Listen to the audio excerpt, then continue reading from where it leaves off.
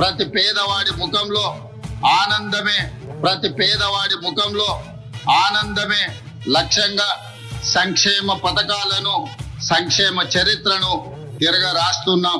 3 ఇల్లు కూలినాయి, ఒక్క ఇల్లు ఇవ్వలే. మేము పేదవాళ్ళం, మా ముగ్గురు వరకు హైదరాబాద్ కూలి చేసుకొని బతురు. ఒక్కసారి సీఎం రమ్మని మా ఇల్లు చూసుకొని పోతాడు. దొంగల గొప్ప చెప్తే ఒక్క ఇల్లు ఇవ్వలే మాకు. ఇప్పుడు 6 గ్యారెంటీ 15,000 ఇస్తారన్నావు, 15,000 ఇచ్చావు నువ్వేనా? 15,000 చేసావు నువ్వేనా?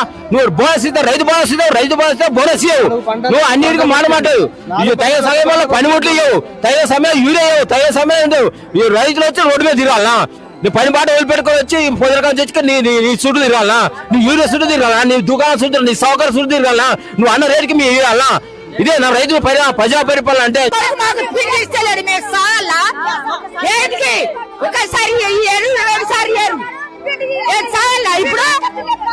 నిన్న మొన్న ఇక 10 రోజులే చస్తున్నాం. రావటం మళ్ళా పోవటం, రావటం మళ్ళా పోవటం.